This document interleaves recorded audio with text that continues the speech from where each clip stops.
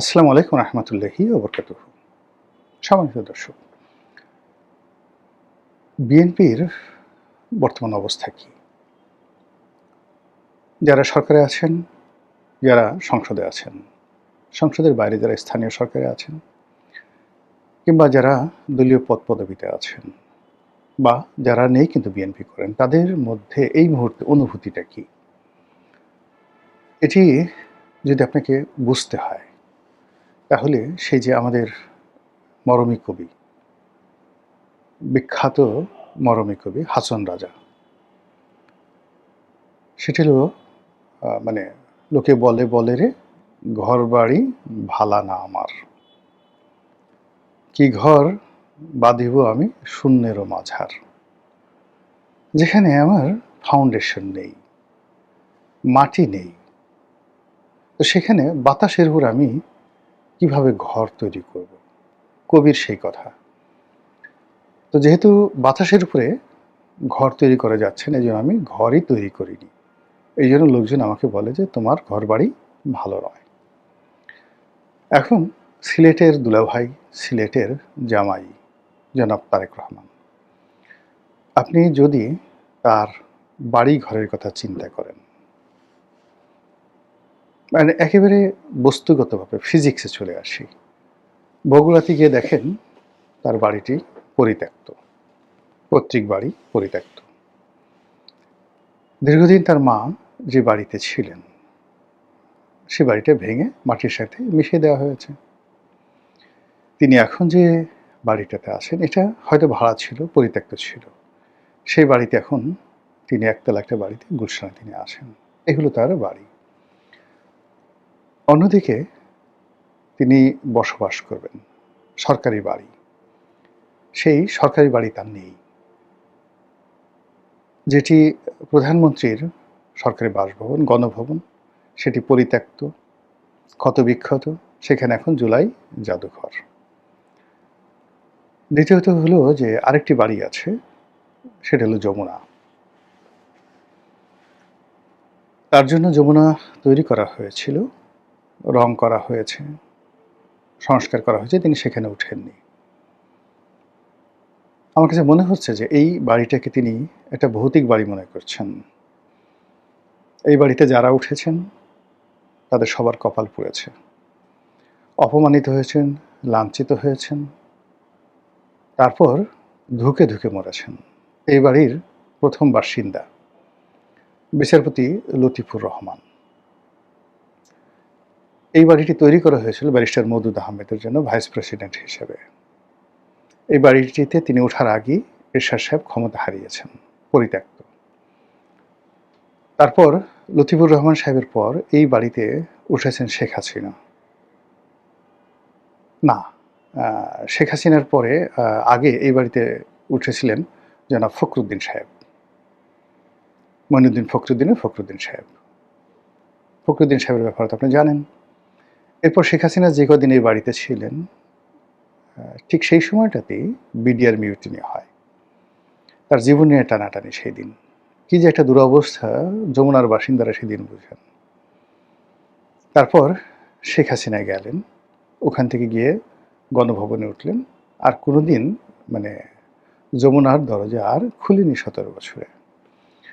এরপর যমুনার বাসিন্দা হলেন ডক্টর মোহাম্মদ ইউনূস, এবং এই সময় কেবলমাত্র এখানে বসবাস করার কারণে তার উপর যে জিনের আসর হয়েছে, তার উপর যে ভূত প্রেতের আসর হয়েছে, তার উপর যে পেত্নীর আসর হয়েছে, মৎস্যকন্যা, মেসোভূত, এরকম আমরা গ্রাম বাংলাতে যে সমস্ত কুসংস্কার বিশ্বাসী, সেগুলো যদি আপনি চিন্তা করেন, তাহলে দেখবেন যে কেবলমাত্র এই বাড়ির সংস্পর্শে আসার কারণে তার জীবন গেছে, যৌবন গেছে, সারা জীবনের অর্জন গেছে।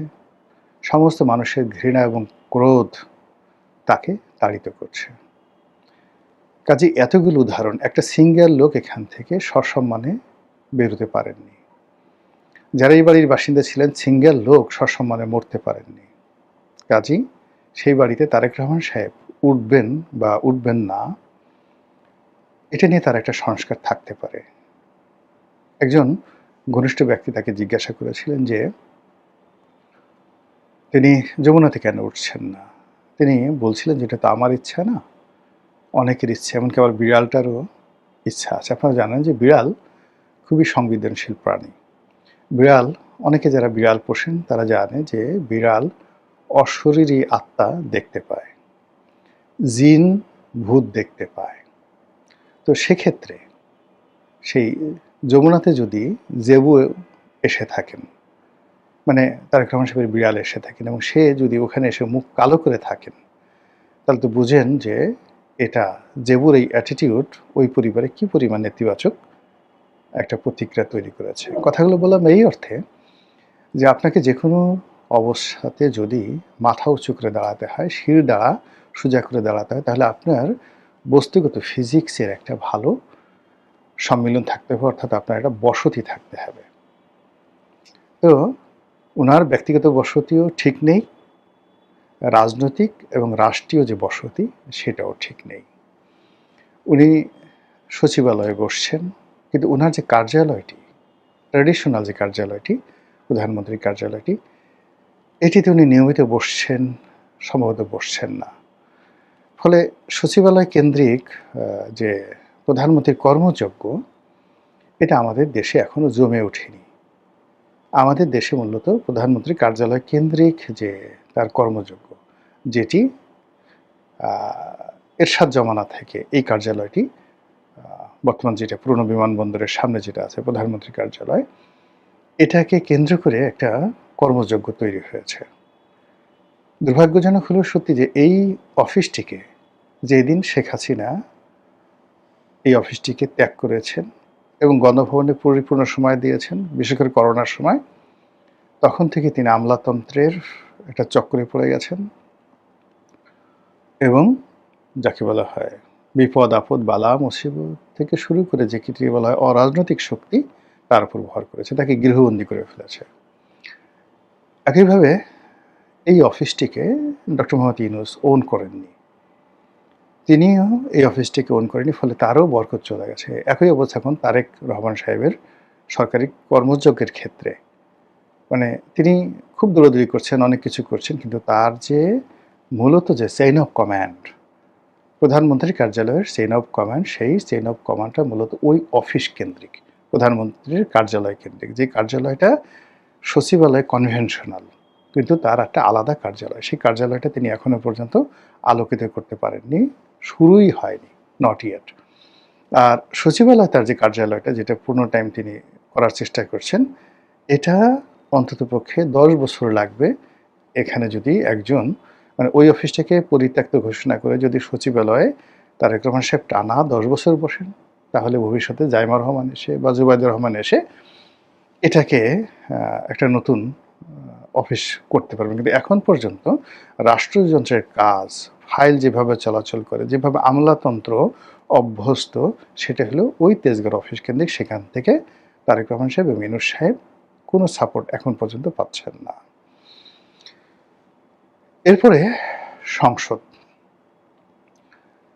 সংসদে সরকার দলের যারা লোকজন আছেন, এখানে আসলে বলতে গেলে সংসদ বলতে এখন সালাউদ্দিন সাহেব, এখানে প্রধানমন্ত্রী আছেন বা নেই ডাজ নট ম্যাটার, সালাউদ্দিন সাহেব আছেন কি নেই এটা ম্যাটার করে। প্রধানমন্ত্রী কি বললেন না বললেন এটা ম্যাটার করার চাইতে এখন সালাউদ্দিন সাহেব কি বললেন না বললেন এটা ম্যাটার করে, একমাত্র সালাউদ্দিন সাহেব। আবার অন্যদিকে সরকারি দলের অ্যাগেনস্টে যারা বসে আছেন, একমাত্র রুমিন ফারহানা ছাড়া আর কাউকে কোনো অবস্থাতেই বিরোধী দল বলে মনে হচ্ছে না। মনে হচ্ছে এরা আমাদের মামা, এরা আমাদের চাচা, মানে সরকারি দলের মামা, সরকারি দলের চাচা, সরকারি দলের খালু, দুলাভাই, শ্যালক, ভগ্নিপতি ইত্যাদি, কিন্তু প্রতিদ্বন্দ্বী মনে হচ্ছে না। এটা মনে হচ্ছে না কেন? এটার কোনো কারণ নেই, কিন্তু আমরা দেখে, মানে আপনি দুটো বাঘ লড়াই করছে, ওটার একটা দৃশ্য, আর একটা বাঘ এবং একটা অন্য বাঘের সাথে সামঞ্জস্যপূর্ণ, আমি কোনো প্রাণীর নাম বললাম না। এবার দেখা গেল যে আপনি একটা বাঘ, সুন্দরবনের বাঘ, হঠাৎ করে দেখলেন যে সেখানে ছাগল গিয়ে সুন্দরভাবে বাঘে চাটে ছাগলের গাল, দেশে আইলো বর্ষাকাল, বাঘে চাটে ছাগলের গাল। সংসদের কথাবার্তা শুনলে ঠিক ঐরকম মনে হয়। শেখ হাসিনার সংসদে যেটা ছিল এটা সার্কাস্টিক ছিল, ওটাকে একটা সার্কাস মনে হতো। কিন্তু সার্কাসের মধ্যে বাঘের গলার মধ্যে হাত দেওয়া হয়, হাতির অন্ডকোষ চেপে ধরা হয়, হাতির মুখের মধ্যে মানুষ মুখ ঢুকিয়ে দেয়, এরগুলোকে সার্কাস্টিক বলা হয়। কিন্তু সার্কাসের মধ্যে কোনো বাঘের গাল ছাগলে চেটে দিয়েছে এইরকম কোনো ঘটনা কিন্তু আমরা দেখিনি। কাজেই শেখ হাসিনার যে সার্কাস্টিক সংসদ ছিল, এটা এখন বর্ষাকালের সংসদ হয়ে গেছে, যেটাকে দেখলে মনে হচ্ছে ছাগলে চাটে বাঘের গাল, এটা আমাদের মনে হচ্ছে। এখন এর জন্য আপনি আমাকে রাগ হতে পারেন, সমালোচনা করতে পারেন, কিন্তু আমার মনে হচ্ছে আমার মতো বহু মানুষ এরকম মনে হচ্ছে। তো এই অবস্থাতে কি হচ্ছে, সরকারের যে হৃদস্পন্দন, প্রাণস্পন্দন, এই প্রাণস্পন্দন কাজ করছে না, রক্ত সঞ্চালন হচ্ছে না, আমলাতান্ত্রিক জটিলতা দেখা দিচ্ছে, দলের ভিতরে বাইরে ভুল বোঝাবুঝি হচ্ছে। এর বাইরে যেটা একেবারে বাস্তব কতগুলো সমস্যা, তারেক রহমান সাহেব 15-16 বছর দেশের বাইরে ছিলেন, তাকে একটা নতুন পরিবেশ পরিস্থিতি, আমি যেমন ধরেন বহুদিন লন্ডনে ছিলাম, কিন্তু এখন গিয়ে আমি লন্ডন চিনব না, আমি আমেরিকাতে ছিলাম, কথার কথা স্ক্যান্ডিনেভিয়ান কান্ট্রিগুলোতে ছিলাম, কিন্তু একটা রাস্তার নামও কিন্তু আমার এখন আর মনে নেই। আমি নিজে স্মরণ করার চেষ্টা করি, এমনকি অনেক বন্ধু বান্ধব খুব ঘনিষ্ঠ ছিল যাদের সঙ্গে, তাদের নামও মনে আসছে না, চেহারাও অনেকের মনে আসছে না। তো সেক্ষেত্রে 17 বছর উনি অনবরত দেশের বাইরে ছিলেন, ফলে এখানে এসে সবার সাথে তার সম্পর্ক করা, অ্যাডাপশন করা, বাংলার পরিবেশ বোঝা, এটা ওনার পক্ষে সম্ভব ন্যাচারালি হচ্ছে না। আর এই জায়গাটা দখল করে রেখেছে 3 শ্রেণীর মানুষ। 1 নম্বরে লন্ডনে ওনার সাথে যারা সঙ্গী সাথী ছিলেন তারা, 2 নম্বর হলো পারিবারিকভাবে তারা যারা ওয়েল কানেক্টেড ছিলেন, 3 নম্বর হলো ধড়িবাজ প্রকৃতির, খুব মিষ্টি মিষ্টি কথাবার্তা বলে আর মানুষকে কনফিউজড করতে ফেলে মুনাফিক টাইপের কিছু লোক, যারা মানে ম্যাজিক্যাল কিছু কথাবার্তা বলে, জাদুকরী কিছু কথাবার্তা বলে মুহূর্তের মধ্যে আপনার ভিতরে একটা বিস্ময় তৈরি করে ফেলতে পারে। এইরকম কিছু লোক প্রধানমন্ত্রীর কার্যালয়, প্রধানমন্ত্রীর অফিস, প্রধানমন্ত্রীর ব্যক্তিগত যে বলয়, সেই জায়গাতে এই লোকগুলো ঢুকে গেছে। ফলে এই 3 শ্রেণীর দাপটে যারা বিএনপির ত্যাগী, পরীক্ষিত, তারা কাছে ভিড়তে পারছে না। বেশিরভাগ বিএনপির যারা নেতাকর্মী, তারা দল থেকে নিজেদেরকে নিবৃত রেখেছে, অনেকে মন ভার করে বসে আছে। বিএনপির অফিসগুলো গিয়ে দেখেন খা খা করে, কোনো লোকজন নেই, কোনো লোকজন নেই। বিএনপির যে সমস্ত নেতা রয়েছেন, মানে যখন একটা সরকারের স্বাভাবিক গতি থাকে, স্পন্দন থাকে, সেখানে আপনি পদ পদবিতে থাকেন বা না থাকেন, বাড়ির সামনে শত শত মানুষের ভিড় থাকে। আপনি ধরুন শেখ সেলিম যখন মন্ত্রী ছিলেন না, মন্ত্রী জাস্ট একজন সংসদ সদস্য, বা শেখ হেলাল, মানে এদের যে ক্ষমতাগুলো আছে, বাড়িধারাতে গিয়ে বা শেখ হেলাল বাড়ির সামনে গিয়ে দেখেন অন্তত পক্ষে বৃষ্টির দিনে দেখা করার জন্য 500 লোক লাইন দিয়ে রাস্তায় দাঁড়িয়ে থাকতো। এটা হলো একটা ক্ষমতার কেন্দ্র। আপনি যখন 96 সনে স্বরাষ্ট্রমন্ত্রী ছিলেন নাসিম সাহেব, তোফায়েল আহমেদ ছিলেন তখন বাণিজ্য মন্ত্রী, মানে আমি এমনও ঘটনা গেছে সকাল 7টার সময় বাসায় গিয়ে দেখি তোফায়েল সাহেবের বাসা অন্তত ভিতরে বাইরে মিলে 1000 লোক দাঁড়ানো, নাসিম সাহেবের বাসা দোতলা নিচতলায় মিলিয়ে আরও 1000 লোক দাঁড়ানো। এবং একদিন গিয়ে দেখি যে তার সাথে দেখা করার জন্য আসছেন ওই যে জাহেদ মালেক ছিল যে স্বাস্থ্যমন্ত্রী, তো জাহেদ মালিকের বাবা কর্নেল মালিক, যিনি ঢাকার মেয়র ছিলেন, তার মতো মানুষ একটা মার্সিডিজ গাড়িতে করে এসে তিনি দেখা করতে আসছেন। তো 1.5 থেকে 2 ঘন্টা তিনি রাস্তায় দাঁড়িয়েছেন, গাড়ি এসি ছেড়ে, তার মধ্যে তিনি অপেক্ষা করছেন, ভিতরে ঢুকতে পারছেন না। তো এরকম যখন প্রাণের একটা স্পন্দন থাকে, তখন যে কোনো রাজনৈতিক যারা পোর্টফোলিও ব্যক্তিত্ব, পাওয়ারফুল মিনিস্টার, তাদেরকে ঘিরে এরকম অবস্থা হয়। এখন গিয়ে দেখেন তো এই সরকারের মানে কোন মন্ত্রী, কোন এমপির এরকম পাবলিক রিলেশন আছে, জনগণ তাদের কাছে যাচ্ছে? কোথাও যাচ্ছে না। এর ফলে কি হলো, দলের মধ্যে এক ধরনের হতাশা দেখা দিয়েছে। দলের মধ্যে এক ধরনের যাকে বলা হয় উদ্বেগ এবং উৎকণ্ঠা দেখা দিয়েছে। দলের যারা পরীক্ষিত লোকজন তাদের মধ্যে অভিমান দেখা দিয়েছে এবং এই অভিমান দলটিকে সর্বনাশ করে ছাড়বে এবং এখান থেকে রাতারাতি বের হওয়ার মতো কোনো রকম পরিকল্পনা সরকারের বা দলের যারা শীর্ষ নেতৃবৃন্দ তাদের আছে বলে মনে হচ্ছে না। দলের যারা ত্যাগী নেতৃবৃন্দ যারা দলকে গুছিয়ে রাখতে পারেন তাদের কারো হাতে ক্ষমতা নেই, আবার যাদের হাতে ক্ষমতা আছে তাদের সঙ্গে দলের কোনো সম্পর্ক নেই। অন্যদিকে প্রশাসন, লোভনীয় পদ পদবি থেকে শুরু করে বিভিন্ন জায়গাতে যত নিয়োগ বদলি হচ্ছে, দলের যারা নেতৃবৃন্দ তারা বেশিরভাগই অভিযোগ করছেন যে এই লোক তো কখনো বিএনপি করেনি, বিএনপির দুঃসময় তো তাদেরকে দেখা যায়নি, এরা এলো কোত্থেকে?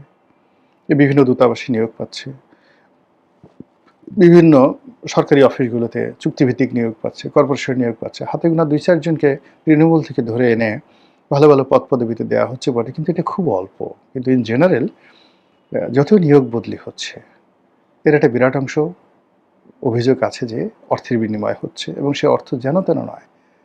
মানে একটা ওসি নিয়োগ বদলিতে যে পরিমাণ টাকার কথা শোনা যাচ্ছে, এই কথা শেখ হাসিনার জমানাতে যারা এই ধরনের কর্মকাণ্ড করতেন তারা শুনলে এখন হার্ট ফেল করবেন। শেখ হাসিনার জমানাতে একজন ডিসি নিয়োগে যে ধরনের দুর্নীতি হতো, এখন যারা দুর্নীতি করছেন তাদের দুর্নীতির বহর দেখলে আগেকার যারা লোকজন আছেন তারা সেন্সলেস হয়ে পড়ত। এই ঘটনাগুলো এখন ঘটছে। এর দায় দায়িত্ব বিএনপির ঘাড়ে পড়ছে, এর দায় দায়িত্ব প্রধানমন্ত্রীর ঘাড়ে পড়ছে, কিন্তু কারা এই ঘটনাগুলো করছে আমরা তাদেরকে চিনি না, আমরা তাদেরকে জানি না। এখানে যারা সুবিধা নিচ্ছে টাকার বিনিময়ে তাদের একটা বিরাট অংশ জামাতের, তাদের একটা বিরাট অংশ আওয়ামী লীগের। বিএনপির নামকাস্তে কিছু লোক আছে, আর বিএনপির লোক যদি টাকা দিয়ে জমানাতে কাজ করতে হয় তারা তো সঙ্গতি কারণে হ্যাপি হবে না। এই যে রিসেন্টলি স্নিগ্ধা নামে একটা মডেল আছেন, তিনি সরাসরি অভিযোগ করেছেন যে একজন প্রতিমন্ত্রী পদমর্যাদার একজন লোক তিনি টাকা খেয়ে একজন বিতর্কিত ব্যবসায়ীকে তিনি ফেভার করেছেন এবং তার জীবন হারাম করে দিচ্ছেন। এই ধরনের কথাবার্তা মিডিয়াতে সরাসরি আসছে, যেটা বিএনপি জমানাতে হচ্ছে, যেটা আওয়ামী লীগ জমানাতে হতো না কখনো। এখানে বিএনপির অন্তত পক্ষে ৬-৭ জন এমপি, ৩-৪ জন মন্ত্রী যাদেরকে নিয়ে অকথ্য, অশ্লীল, অশ্রাব্য দুর্নীতি, অনিয়ম, অনাচার, ঘুষ, নিয়োগ বদলি ইত্যাদির যে অভিযোগগুলো আসছে, এগুলো আসলে আওয়ামী লীগ জমানাতে আসেনি।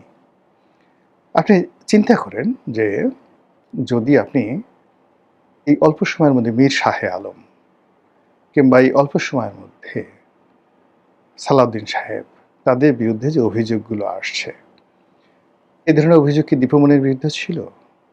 এ ধরনের অভিযোগ কি ওবায়দুল কাদেরের বিরুদ্ধে ছিল?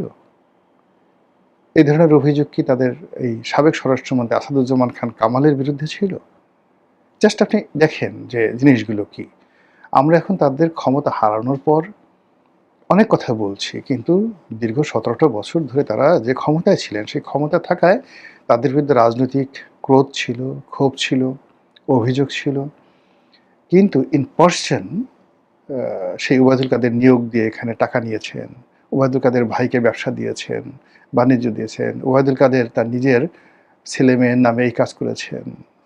মানে এই জিনিসগুলো আমরা শুনিনি, কিন্তু এখন সেই জিনিসগুলো শোনা যাচ্ছে, ব্যাপক আকারে শোনা যাচ্ছে, কিন্তু সরকার একটা বিষয়েরও সুরাহা করতে পারছে না। ফলে কি হলো, সরকারের যেটা নিউক্লিয়াস আছে, সেই নিউক্লিয়াসের মধ্যে একটা নিউক্লিয়াসের মধ্যে যে সার্কেল থাকে, নিউক্লিয়াসের মধ্যে ইলেকট্রন থাকে, প্রোটন থাকে, সেই নিউক্লিয়াসের মধ্যে অন্য যে সমস্ত বিষয় থাকে, বা সরকার একটা কোষ আছে সেল, সেই সেলের মধ্যে কতগুলো জেল থাকে।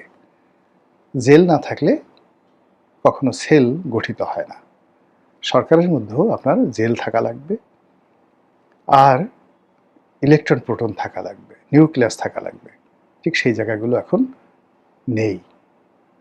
ফলে কি হচ্ছে, গাড়ি চলে না চলে না চলে না রে, বা বাবা ভান্ডারী লাইন ছাড়া চলে না রেলগাড়ি।